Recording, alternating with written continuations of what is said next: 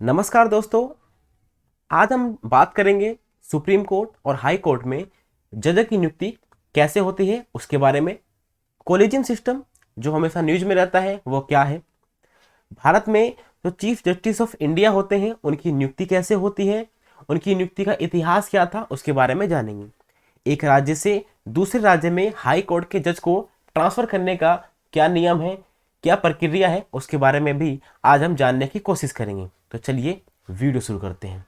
सबसे पहले बात करते हैं सुप्रीम कोर्ट की। देखिए, जो हमारा संविधान है उसको कई भागों में बांटा गया है। उसका जो भाग 5 है उसके अंदर जो आर्टिकल है 124 से लेके 147, उसके अंदर सुप्रीम कोर्ट की व्यवस्था, सुप्रीम कोर्ट का जो स्ट्रक्चर है, उन चीज़ों के बारे में जानकारी दी गई है। तो बात करते हैं जो सुप्रीम कोर्ट के जो जज होते हैं या फिर चीफ जस्टिस ऑफ जो इंडिया होते हैं उनकी नियुक्ति कैसे होती है उसके बारे में हमारा संविधान क्या कहता है। देखिए, यह भारतीय संविधान के आर्टिकल 124 है, उसका ये पहला पार्ट है, आर्टिकल 124 का पहला पार्ट। इसमें कहा गया है कि भारत का एक सुप्रीम कोर्ट होगा जिसके अंदर एक सीजीआई होगा, यानी चीफ जस्टिस ऑफ इंडिया, जिसको हिंदी में मुख्य न्यायमूर्ति या फिर मुख्य न्यायाधीश कहते हैं, और 7 जज होंगे, यानी एक सीजीआई और 7 अलग से जज जो होंगे, इनको मिला के टोटल 8 जज होंगे सुप्रीम कोर्ट में। कब? 1950 में। और इसके अंदर जो जजों की संख्या है उसको बढ़ाने की शक्ति दी गई है संसद को, यानी हमारे पार्लियामेंट को। जो हमारी पार्लियामेंट है वो जजों की संख्या बढ़ा सकती है। इस अधिकार का प्रयोग करते हुए जो हमारा जो पार्लियामेंट है यानी संसद है, इसने इस अधिकार का प्रयोग किया भी है और कई बार इसकी संख्या को बढ़ाया भी है। जैसा कि हमने आपको बताया, 1950 में 8 जज थे, यानी एक सीजीआई प्लस 7 अलग से जज। सबसे पहले 1956 में बढ़ाया जाता है, इसको किया जाता है 11, फिर 60 में 14, 1978 में 18, 86 में 26, फिर 2009 में 31 और 2019 में इसकी संख्या बढ़ा के कर दी जाती है 34। यानी इस समय अगर हम प्रेजेंट की बात करते हैं इस समय की, तो इस समय एक सीजीआई होंगे हमारे, यानी चीफ जस्टिस ऑफ इंडिया होंगे, और 31 जज अलग से होंगे। टोटल सुप्रीम कोर्ट में इस समय 34 जज होने चाहिए। ये तो हमने बात कर ली। अब सेकंड बात करते हैं जो अनुच्छेद 124 है उसी के दूसरे पार्ट की। इसमें क्या कहा गया है? इसमें बोला गया है, इसमें बताया गया है कि जो जज हैं उनकी नियुक्ति कौन करेगा। तो उनकी नियुक्ति करेंगे हमारे प्रेसिडेंट यानी राष्ट्रपति। और इसकी नियुक्ति कैसे होगी?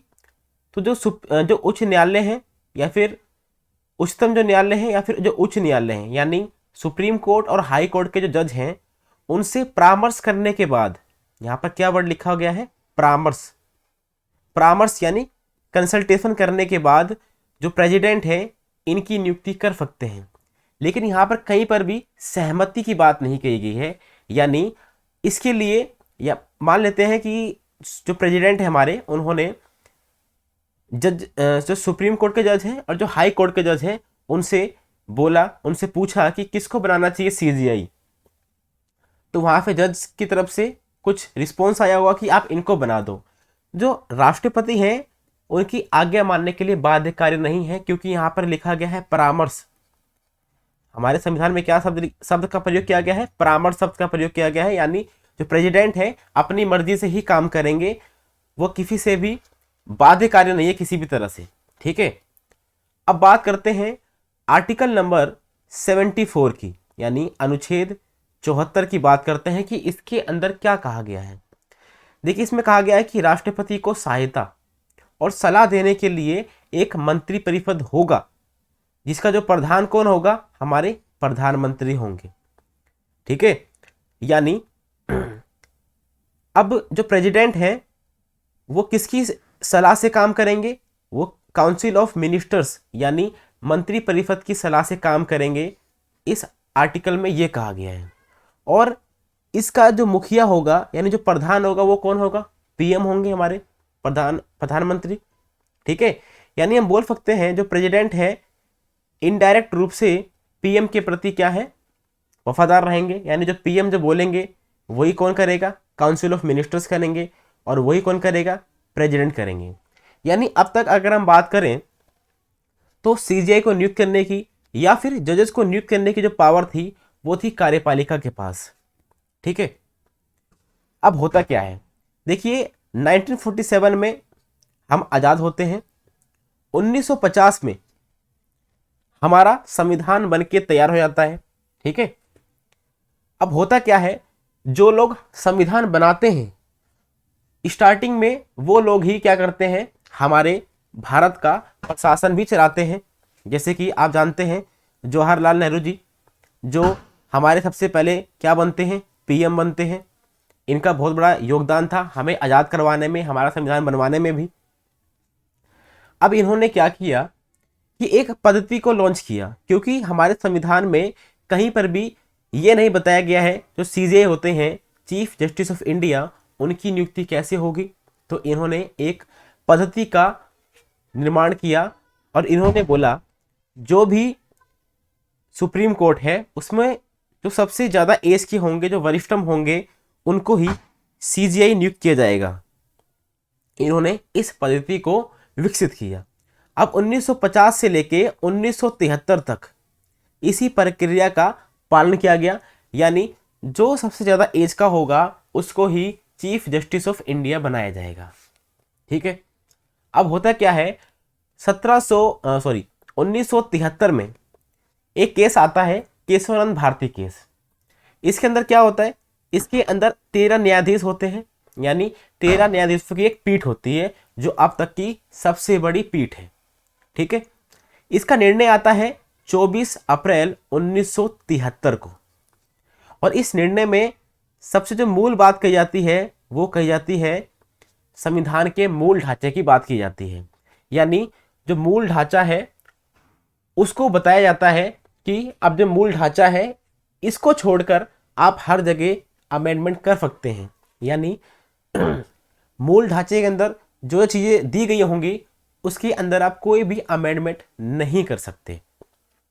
यहाँ पर आप देख पा रहे हैं, यहाँ पर बहुत सारे मैंने आपको जो बेसिक स्ट्रक्चर है यानी मूल ढांचे हैं उसके नाम दे रखे हैं, यहाँ पर आप देख सकते हैं। अगर आप यहाँ पर देखेंगे 19 नंबर पे तो यहाँ पर लिखा हुआ है इंडिपेंडेंस ऑफ द जुडिशरी।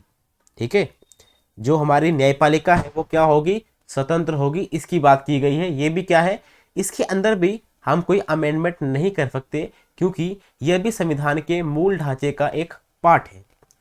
अब क्योंकि इसके अंदर 13 जज थे यानी 13 न्यायाधीश थे, तो इसका जो निर्णय आया था वो आया था 7 और 6 के निर्णय पे। यानी 7 लोग जो ये मूल ढांचा है इसके पक्ष में थे और 6 लोग इसके विपक्ष में थे। अब इससे क्या हुआ, अब सरकार के पास जो शक्तियां थी अमेंडमेंट करने की, संशोधन करने की, उस शक्तियों में क्या आई? कमी आई। जैसे ही कमी आई तो सरकार को गुस्सा आया, सरकार को धक्का लगा कि हमारी पावरें छीन ली न्यायालय ने। उस समय जो चीफ जस्टिस थे सुप्रीम कोर्ट के वो थे SM सीकरी साहब। ठीक है, अब होता क्या है, देखिए जो लोग मेजोरिटी में थे यानी जो 7 लोग थे बेसिक स्ट्रक्चर के साथ में थे वो कौन कौन थे? ये लोग थे, यहाँ पर आप नाम देख पा रहे होंगे, ये 7 लोग हैं। और जिन लोगों ने बेसिक स्ट्रक्चर के अगेंस्ट थे यानी जो विपक्ष में थे उनके नाम यहाँ पर दे रखे हैं। अब जैसे कि मैंने आपको बताया कि 24 अप्रैल 1973 को इसका निर्णय आया और जो SM सीकरी साहब थे इनका भी कार्यकाल समाप्त हो चुका था और अगले ही दिन किसी और को सीजे बनाना था। तो राष्ट्रपति जी ने क्या किया कि प्रथा क्या थी कि जो सबसे ज़्यादा उम्र का होगा, जो वरिष्ठ होगा, उसको ही न्यायाधीश बनाया जाएगा। अब जो सीकरी साहब थे इनके बाद 3 लोग और थे जो न्यायाधीश बन सकते थे, जो इसी कैटेगरी में आते थे, जो बेसिक जो स्ट्रक्चर था उसका उन्होंने पालन किया था। लेकिन जो राष्ट्रपति जी थे उन्होंने क्या किया, जो राय थे, ए एन जो रे थे, ए एन रे, उनको सीजेआई बना दिया गया। जबकि 3 वरिष्ठ न्यायाधीश और भी थे जिनको चीफ जस्टिस ऑफ इंडिया बनाया जा सकता था। तो 1950 से लेके 1973 में सबसे पहली बार ऐसा होता है, जो चीफ जस्टिस ऑफ इंडिया बने हैं वो सबसे वरिष्ठ नहीं थे। और ऐसा एक बार ही नहीं होता, ऐसा दोबारा भी होता है 1977 में, 1977 में। इसमें होता क्या है, जो न्यायमूर्ति होते हैं मिर्जा हमीदुल्ला बेग को न्यायमूर्ति हंसराज खन्ना की जगह मुख्य न्यायाधीश यानी चीफ जस्टिस ऑफ इंडिया के रूप में नियुक्त किया जाता है। बनाना किसी और को था लेकिन बना किसी और को दिया, गुस्से के द्वारा। अब ये किसने किया, उस समय किसकी सरकार थी, जो इंदिरा गांधी जी थी। 1966 से लेके 1977 तक इन्होंने अपना क्या किया, रूल किया। पहला रूल तो इन्होंने तब किया। फिर जनवरी 1980 से लेके अक्टूबर 1984 तक इन्होंने अपना रूल सेकंड टाइम पे किया। तो आप देख पा रहे हैं कि 77 तक इंदिरा गांधी जी ही क्या थी, पावर में थी। तो इनके द्वारा ही 2 बार ऐसा हुआ है जब चीफ जस्टिस ऑफ इंडिया जो सबसे वरिष्ठतम थे वो नहीं बने, किसी और को बनाया गया। इन 2 अगर अपवाद को छोड़ दिया जाए तो अब तक जितने भी चीफ जस्टिस ऑफ इंडिया हुए हैं वह सुप्रीम कोर्ट के सबसे वरिष्ठतम जज ही हुए हैं। ठीक है, अब होता क्या है, जो सुप्रीम कोर्ट होता है वो सोचता है कि पहले तो जब जवाहरलाल नेहरू जी थे तो वो लोग जजों से राय विमर्श करते थे, उनकी राय मानते भी थे, क्योंकि उन्होंने ही हमारा संविधान बनाया था। तो वही लोग चला रहे थे, तो उनके अंदर ज़्यादा कोई दिक्कत वाली बात नहीं थी। अब जो सुप्रीम कोर्ट था उनको डर लगने लगा कि अब ये लोग अपनी मनमानी करेंगे, तो इसीलिए उनके पास एक केस जाता है, एसपी गुप्ता केस। ठीक है, एसपी गुप्ता केस, इसी को बोलते हैं फर्स्ट जजेस केस, फर्स्ट जज केस। ठीक है, और ये कब का केस है, ये है 1981 का। इसमें पूछा जाता है कि जो आर्टिकल 124 है सुप्रीम कोर्ट के बारे में जो बात करता है, आर्टिकल 124, जो उसके अंदर परामर्श शब्द लिखा गया है, क्या उसका मतलब परामर्श ही होता है? तो सुप्रीम कोर्ट ने बोला कि जो 124वें अनुच्छेद में परामर्श शब्द लिखा गया है उसका मतलब परामर्श ही होता है। इसका मतलब राष्ट्रपति अभी भी बाध्य नहीं है कि वो सुप्रीम कोर्ट की बात माने या फिर नहीं माने। तो सीजेआई की सहमति बाध्यकारी नहीं है। ठीक है, सॉरी, 12 सालों तक सब कुछ सेम चलता है जैसा कि चल रहा था। फिर आता है सेकंड जज केस 1993। फिर से ये सवाल उठता है कि जो आर्टिकल 124 में परामर्श लिखा है क्या उसका मतलब परामर्श ही होता है या फिर उसका मतलब और कुछ होता है। लेकिन अब की बार जो सुप्रीम कोर्ट है वो बोलती है कि नहीं, जो परामर्श शब्द का प्रयोग किया गया है वहां पर इसका मतलब परामर्श ना होकर सहमति है। यानी जो कंसल्टेशन शब्द यूज किया गया है संविधान में उसका मतलब कंकरेंस है। अब इसमें क्या हुआ कि जो राष्ट्रपति है वो अगर सुप्रीम कोर्ट से राय मांगता है तो ये राष्ट्रपति के लिए बाध्य हो गया कि वो उनकी बात माने, क्योंकि वहां पर अब ये परामर्श शब्द यूज नहीं हो रहा है, सहमति यूज हो रही है। ठीक है, इसीलिए जो राष्ट्रपति है अब क्या हो गए, बाध्य हो गए। लेकिन सुप्रीम कोर्ट बोलता है कि सिर्फ जो सीजीआई है उसकी व्यक्तिगत राय नहीं मानी जाएगी, इसमें जो 2 सीनियर जज और होंगे सीजीआई के बाद जो 2 सीनियर जज और होंगे उनकी राय भी ली जाएगी। ठीक है, तो अब टोटल कितने लोग हो जाएंगे, 3 लोग। ठीक है, जो ये 3 लोग हैं ये 3 लोग तय करेंगे कि कौन जज बनेगा, नियुक्त होगा, किसका ट्रांसफर होगा, किसका ट्रांसफर नहीं होगा। इसी व्यवस्था को कहा गया है कॉलेजियम सिस्टम। तो आप समझ गए कि जो कॉलेजियम सिस्टम है उसका निर्माण कैसे होता है और कब होता है। कॉलेजियम सिस्टम हमारे संविधान में कहीं पर भी उल्लेख नहीं किया गया है। कॉलेजियम सिस्टम को जो हमारा पार्लियामेंट है उसके द्वारा भी, कानून द्वारा या फिर एक्ट द्वारा नहीं बनाया गया है। यह 1993 के एक वर्डिक्ट द्वारा सुप्रीम कोर्ट द्वारा लाया गया है 1993 में। कॉलेजियम सिस्टम में इस समय 3 लोग हैं, एक है सीजीआई और 2 सीनियर जज। अब राष्ट्रपति इन 3 लोगों की बात मानने के लिए बाध्यकारी हो गए हैं। कॉलेजियम सिस्टम बताएगा कि किसको जज बनाना है, किसको नहीं बनाना। और 1993 में ही एक नियम बनाया गया कि हर एक सीजीआई जो नियुक्त होगा वो वरिष्ठतम होगा। यानी अगर सीजीआई का कार्यकाल खत्म हो गया है तो जो नेक्स्ट सीजीआई होगा वो कौन होगा, जिसकी सबसे ज्यादा एज होगी, क्योंकि उसके पास हुनर भी सबसे ज्यादा होगा। तो ये था सेकंड जज केस। अब होता क्या है, के.आर.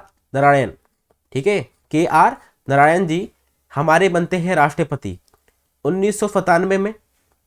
अब जो उस समय जो गवर्नमेंट होती है, मिनिस्ट्री ऑफ काउंसिल होती है, वो इनसे बोलती है कि आप सुप्रीम कोर्ट के पास जाओ और अपने अनुच्छेद 143 का प्रयोग करके सुप्रीम कोर्ट में कुछ सवाल पूछो। तो आप पूछेंगे कि अनुच्छेद 143 यानी आर्टिकल 143 क्या होता है। तो इसके अंदर क्या होता है कि राष्ट्रपति के पास पावर होती है कि विधि या फिर अन्य मामलों में सर्वोच्च न्यायालय से सलाह मांग सकता है। कौन? राष्ट्रपति। तो राष्ट्रपति जाते हैं सुप्रीम कोर्ट के पास। अब जो राष्ट्रपति हैं वो गए सुप्रीम कोर्ट के पास। इन्होंने बोला कि आप हमें ये बताओ, जो आर्टिकल 124 है उसके अंदर जो परामर्श शब्द लिखा है, क्या उसका मतलब सही में सहमति ही है? क्या उसका मतलब सही में सहमति ही है? तो सुप्रीम कोर्ट अपना जवाब देते हैं। इसी को बोलते हैं तीसरा न्यायाधीश मामला या फिर थर्ड जज केस। 1998 में ये होता है तीसरा जज केस। सबसे पहला कब होता है? 1981 में। दूसरा कब होता है? 1993 में। और तीसरा होता है 1998 में। इसमें सुप्रीम कोर्ट बोलते हैं जी हाँ बिल्कुल, जो परामर्श है उसका मतलब सहमति है, लेकिन जो हमने कहा था पहले कि एक सीजे होंगे, 2 सीनियर जज होंगे, उसको हम चेंज कर रहे हैं, इसको हम बढ़ा रहे हैं। जो सीजीआई हैं उसके बाद उनके अलावा 4 सीनियर जज और होंगे, जिनसे एक कॉलेजियम सिस्टम का निर्माण होगा, यानी टोटल मेंबर हो जाएंगे 5। ठीक है। अब ये 5 लोग बताएंगे कि किसको जज बनाना है, किसकी नियुक्ति करनी है, किसको ट्रांसफर करना है। इन सारी बातों के बारे में अब ये हमें बताएंगे। लेकिन राष्ट्रपति बाध्यकारी तभी होंगे जब ये जो निर्णय है ड्यू प्रोसेस द्वारा लिया जाएगा, यानी सम्यक प्रक्रिया द्वारा इस निर्णय को लिया जाएगा। कोई भी निर्णय होगा उसमें जो सीजीआई है, चीफ जस्टिस ऑफ इंडिया, उनकी जो सहमति है वो अनिवार्य है। मान लेते हैं कि आप किसी का नाम बताना चाहते हैं कि इसको जज नियुक्त कर दो। अगर 4 लोग, टोटल कितने लोग हैं? 5 लोग। अगर 4 लोग किसी का नाम लेके जाते हैं राष्ट्रपति के पास कि इसको बना दो जज, लेकिन जो सीजीआई है उसकी सहमति इसमें है ही नहीं, वो मना कर रहा है, लेकिन 4 लोग बोल रहे हैं कि इसको बना दो, तब भी राष्ट्रपति उसको नियुक्त नहीं करेगा जब तक कि सीजीआई की सहमति नहीं मिल जाती। अब फैसले कैसे होंगे? सामान्य क्या होगा कि सबकी सहमति होनी चाहिए। सामान्यतः क्या होना चाहिए कि सबकी सहमति होनी चाहिए कि 5 लोग हैं तो 5 की सहमति होगी तो हम उनको बना देंगे, उस निर्णय को राष्ट्रपति मान लेगा। अगर सबकी सहमति नहीं है तो बहुमत लिया जाएगा।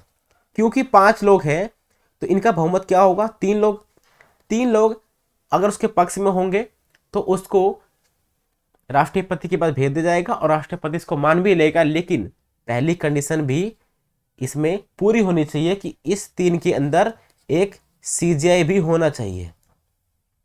उसके बाद तीसरी जो चीज है उसमें आता है मेरिट और वरिष्ठता। यानी तीसरी चीज़ है, जो निर्णय ले जाएगा वो मेरिट को देखा जाएगा और वरिष्ठता को भी देखा जाएगा। लेकिन अगर वरिष्ठता और मेरिट को देखा जाए, अगर इन्हीं दो को कंपेयर किया जाए तो मेरिट को प्राथमिकता दी जाएगी। ठीक है, मेरिट को प्राथमिकता दी जाएगी कि योग्यता है या नहीं है उसके अंदर। अगर ये सारी कंडीशन पूरी होती हैं, ये सारी कंडीशन पूरी होने के बाद अगर कॉलेजियम सिस्टम राष्ट्रपति के पास एक लिस्ट भेजते हैं कि इन लोगों को जज बनाओ, इन लोगों का ट्रांसफर करो, तो जो प्रेसिडेंट है वो बाध्यकारी है कि वो उस काम को करेंगे। देखिए, जो कॉलेजियम सिस्टम है इसकी बहुत सारी आलोचना भी की गई है। सबसे पहले इसकी आलोचना करते हैं और बोलते हैं कि जो कॉलेजियम सिस्टम है संविधान में इसका उल्लेख नहीं है और संसद द्वारा भी इसको नहीं बनाया गया है, इसीलिए इसकी वैधता पर प्रश्न चिन्ह लगाया जाता है। इसमें बोलते हैं कि यह एक अस्पष्टता का प्रमाण देता है, पारदर्शिता भी इसमें बहुत कम है, क्योंकि किसी को नहीं पता कि जो 5 लोग कॉलेजियम सिस्टम में हैंगे वो किस आधार पे ये बता रहे हैं कि इन लोगों को आप जज बनाओ। इसके बारे में तो हमारे पास कोई भी डाटा अवेलेबल नहीं है, इसीलिए उसके अंदर भाई भतीजावाद की संभावना बनी रहती है। एक रिपोर्ट के हिसाब से जो हाई कोर्ट है और जो सुप्रीम कोर्ट है उसके अंदर जो जज है उनका आपस में रिलेशनशिप है 52%, यानी जो 52% ऐसे लोग हैं जो हाई कोर्ट और सुप्रीम कोर्ट में किसी ना किसी रिलेशनशिप में आते हैं। और अगर हम बात करें सुप्रीम कोर्ट में जज को नियुक्त करने के बारे में, जब से ये कॉलेजियम सिस्टम आया है जो कार्यपालिका है उनको पूर्ण रूप से बहिष्कार कर दिया गया है। ठीक है, पूर्ण रूप से क्या कर दिया गया है, बहिष्कार कर दिया गया है। इसीलिए कुछ न्यायाधीश पूर्ण गोपनीय तरीके से अन्य न्यायाधीशों की नियुक्ति करते हैं। ठीक है, इसके अलावा वे किसी भी प्रशासनिक निकाय के प्रति जवाबदेह भी नहीं होते, जिसके कारण सभी उम्मीदवार की अनदेखी करते हुए गलत उम्मीदवार का चयन भी किया जा सकता है, क्योंकि इनके ऊपर या फिर इनको बोलने वाला भी तो कोई नहीं है, कौन बोलेगा इनको। ठीक है, और बात करते हैं, हमने आपको बताया था अभी पारदर्शिता के बारे में। पारदर्शिता की बहुत कमी है इसके अंदर। देखिए, कामकाज के लिए लिखित मैनुअल का भी अभाव है, चयन किस मापदंड पे होगा इसका भी अभाव है, पहले से लिए गए निर्णय में मनमाने ढंग से उलटफेर भी किया जा सकता है, बैठकों के रिकॉर्ड का चयनात्मक प्रकाशन कॉलेजियम प्रणाली की अपारदर्शिता को साबित करता है। ठीक है, प्रकाशन भी नहीं होता इसका। अब सिंपल सी बात यह है कि कोई नहीं जानता कि न्यायाधीशों का चयन कैसे किया जाता है, और इस प्रकार की नियुक्तियों ने औचित्य, आत्मचयन और भाई भतीजावाद जैसी चिंताओं को जन्म दिया है, जिसके कारण इसकी आलोचना की जा रही है। यह प्रणाली अक्सर कई प्रतिभाशाली जो वरिष्ठ न्यायाधीश है ना उनको दूर कर देते हैं और किसी रिलेशनशिप वाले को नाम लिस्ट में आ जाता है। और क्या है इसकी आलोचना, देखिए, सदस्यों के बीच सहमति का अभाव भी रहता है, क्योंकि 5 लोग हैं, 5 लोग किसी एक का नाम सजेस्ट करें ये बहुत कम ही देखने को हमें मिलता है। कॉलेजियम के सदस्यों को अक्सर न्यायाधीशों की नियुक्ति के संबंध में आपसी सहमति के मुद्दे का सामना करना पड़ता है। ठीक है, कॉलेजियम के सदस्यों के बीच अविश्वास की भावना न्यायपालिका के भीतर खामियों को उजागर भी करती है। ठीक है, और क्या आलोचना है, असमान प्रतिनिधित्व है। आप जानते हैं जो सीजे होते हैं और जो जजेस होते हैं इस समय कितने हैं, 34 हैं, लेकिन इसके अंदर जो महिलाओं की जो संख्या है बहुत ही कम है, बहुत ही ज़्यादा कम है। और हमें ये तो पता है कि कितनी महिलाएं हैं, लेकिन हमें ये नहीं पता कि उनकी जातियाँ क्या हैं, जातियों का जो आंकड़ा है वो उपलब्ध ही नहीं है। तो ये हो गया असमान प्रतिनिधित्व। अब न्यायिक नियुक्तियों में देरी होती है। अब जो उच्चतम न्यायालय है, उच्चतम न्यायालय का जो कॉलेजियम सिस्टम है वो सिफारिशें करने में राष्ट्रपति को बहुत देर लगाते हैं, लेकिन जब सुप्रीम कोर्ट राष्ट्रपति को सिफारिश कर देंगे तो जो कार्यपालिका है फिर वो समय लगाएंगे, तो इसमें बहुत सारे समय लगते हैं। यही क्या है, इसकी आलोचना है। अब इतनी सारी आलोचना होने के बाद जो गवर्नमेंट है वो सोचती है कि इसको थोड़ा सही करना चाहिए, इसीलिए सरकार क्या करती है, 2014 में संविधान संशोधन करती है 99 संविधान संशोधन 19th कॉन्स्टिट्यूशनल अमेंडमेंट एक्ट 2014 लागू किया जाता है, ठीक है। और यह पास हो जाता है 31 दिसंबर 2014 को।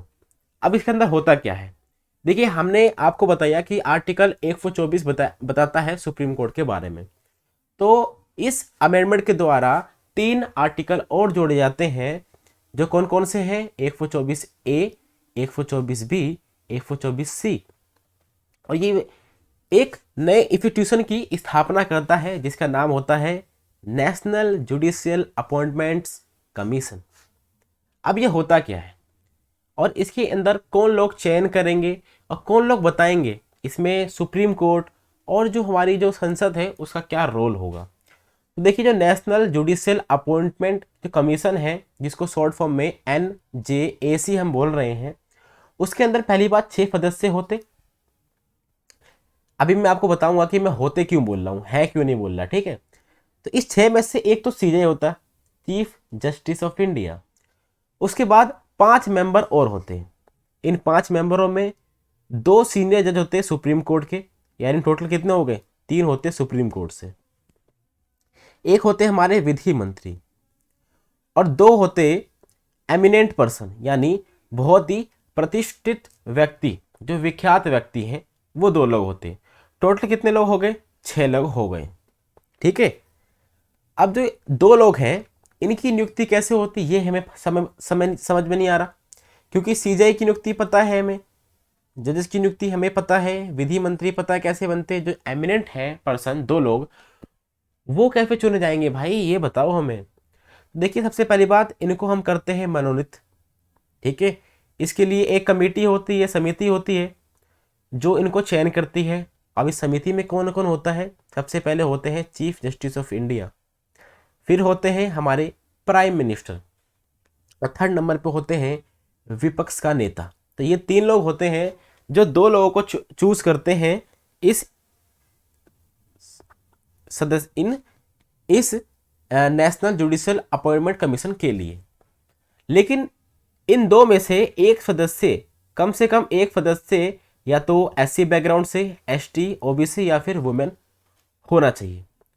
अब जो ये 6 लोग हैं, कितने लोग अगर बोलेंगे कि आप इनको बना दो, जज बना दो या फिर इनका ट्रांसफर कर दो, तो राष्ट्रपति इसको मान लेंगे।